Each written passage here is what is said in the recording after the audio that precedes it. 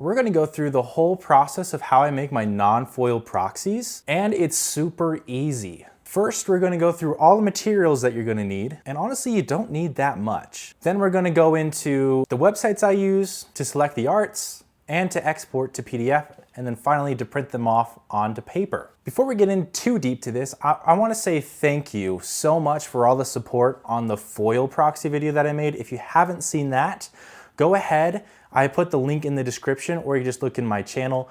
We have a full foil version of how to make cool foil proxies. But today we're doing non-foil, which honestly, it's so much easier and probably my preferred method now. I mean, I am a foil sucker. Let me tell you that, I am a foil sucker, but how easy it is to make these compared to having printing on a foil sticker paper is second to none. So I think this is the new method. This is the new method. This is probably what I'm gonna be making all of my proxy decks out of. And then I'll probably do like some foil stuff for some of my favorite cards that I'll accent in the decks. But today we're gonna be doing a Cali of the Vast deck as a thank you to my uncle who's gonna house us when my buddy and I are gonna go to Command Fest in Tacoma. I got a whole stack here that we got to turn into some real cards. And I'll show you through the whole process. So first things first, you have to have a good printer. The printer is gonna be the most important part about the whole proxy process. And let me tell you why. The printer is gonna determine the quality of the prints, and why these look so good is because I have a decent printer. A decent printer doesn't have to mean expensive. I mean, you can get an Epson EcoTank printer, which is what I personally recommend, and I'll put a description of the one that I use personally. They're the most universal to work with, right? They work with pretty much all programs. I've never had an issue with them. The ink is super cheap. I probably printed the equivalent of like 10 Commander decks and used about maybe a quarter of the ink. And then when I did refill it, it only took about half of the refill cartridge for the inks. And those cost like 10 bucks. So the mileage you get for ink is insane compared to cartridge printers. Do not get a cartridge printer. They are not worth it. You're gonna be spending like $50 to refill your ink, and it's gonna last you maybe 2 Commander decks. I probably can print off like 50 Commander decks off of this before having to replace the ink. It's insane. Another reason why you need a good printer, when you're printing higher quality proxies and wanting to match the thickness, you're gonna need to print on cardstock. So this is glossy cardstock photo paper. It is 300 GSM. A Magic the Gathering card is 320 GSM. So it's very, very similar in terms of thickness, and you don't have the risk of it being thicker than a Magic card, which makes it so if you have 100 of them, they're not gonna fit into your deck boxes. I tried a lot of proxying on a really cheap printer that I just had out around the house, and the ink quality was terrible. It cannot handle any cardstock. It can't handle printing on cardstock. So that's why it's really important to have an Epson EcoTank printer. The EcoTanks, those are the cheapest high-end printers you can get on the market that are designed for high photo quality prints. And I believe they're also on sale right now on Amazon, which the link will be in the description. They're normally around $300 for the 4800 series that I have. I think it's around like $280 right now. It goes on sale on and off. I saw it like $250 a couple weeks ago. In terms of price for a printer, just think about it. What is the price of a collector box? They're like over $300. Some cases $350, some cases $400. Just skip one, all right? Skip one. If you get one every set, just skip one. Get an EcoTank printer and all materials, and then boom, you can make whatever cards you want and not be pulling absolute jank and not making your money back off of a collector box. I know you do it. So stop and just get yourself all those materials, and then you're just set.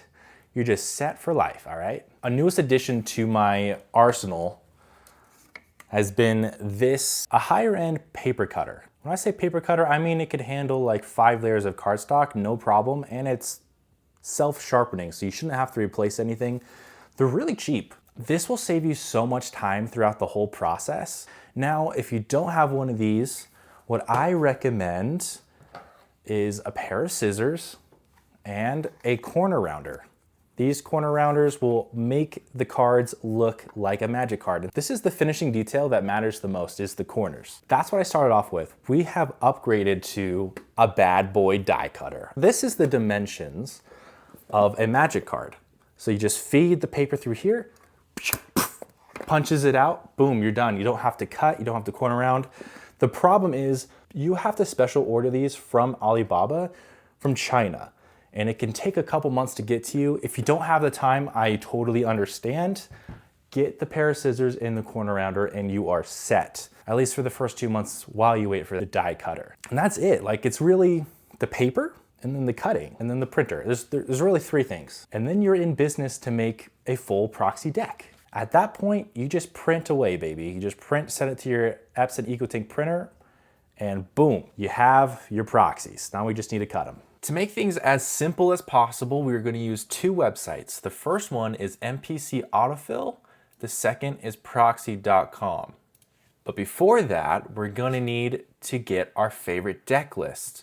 Whether that's one you've already made or one that you're a fan of. Here's one of mine. What you'll want to do is you want to export. I copied plain text, and then we go to MPC Autofill. We'll click jump to the product editor, add cards, text, and paste it right in here.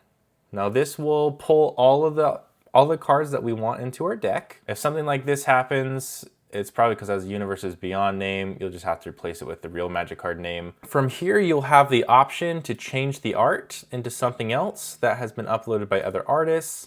I usually just go and pick whatever full art is available just to make the deck look pretty good. Then once you're done here, what you want to do is go to download and click XML. Once you have the XML file, what you want to do is import MPC XML. This is what it's going to look like in your downloads folder. So just select the most recent one. As you can see, I've downloaded a lot. And then here is the deck that we are working on today. What the MPC XML file is for, it transfers all of the arts that you just selected on MPC Fill. Now the purpose of Proxy.com basically is just to turn it into a printable PDF. There's so much you can do with this website, but to make things simple is you'll just go over here to the right, scroll all the way down and export to PDF. It'll shoot a PDF version of everything over to your downloads folder. Now we have it in a PDF form. From here, it's super easy. All you need to do is click the print button. But before you click print, there's something that is very important. A lesson that I learned really early on is if you just click print and send it to your printer, the color is going to be really off in the ink. So what we have to do is heighten the image. So that way it's gonna match more what is on your computer screen, because that vanilla value, it's not gonna transfer over correctly. So what I would recommend is copying the settings that I have. So you wanna go over to color correction, click advanced. At least this is for the Epson printer. It's gonna be very similar for whatever printer you're using. And here you're gonna want to copy these settings for brightness, contrast, and saturation, and that's what's gonna heighten that image to match what's on your computer screen. Here's all the settings right here. You'll click OK. I would save these as a preset, so that way you don't have to go through all the settings again. Click apply, and then click print. And then it'll send to your printer, and then all you have to do is just cut them out, put them in some sleeves, and you got yourself a deck. Now we have these 2 pieces that we're going to feed through the die cutter. Okay, and then we just feed it through the bottom. Make sure it's in place, looks good, that it's all centered. There you go. That is how you make a high quality non-foil proxy. And that's it. It's really easy. Once you have all the materials, all those instruments do all the hard work for you. And honestly, if you can upgrade to the nice printer, to the paper cutter and the die cutter, it'll make proxying so much easier and so much faster. Probably shave off a total of like 2 hours. Not even joking, that saves me so much time. One last thing I'll add is just make sure you get like decent sleeves for your proxy deck. This is an Ultron deck that I just made yesterday. Ultron's not even out yet, but I really wanted to try him out to see if he is a deck that if it's a deck that I'm actually gonna like and wanting to bring to my trip. But getting a nice set of sleeves will really help bring the whole picture together to be a nice playable Magic deck. Those are all proxies. They have the rigidity, they have everything. It's perfect. This is the process that I use. You're welcome to mess around and swap around some materials, but these are the ones that I found that are the cheapest and easiest to make professional grade looking proxies. If you made it this far in the video, I just want to say thank you so much for watching.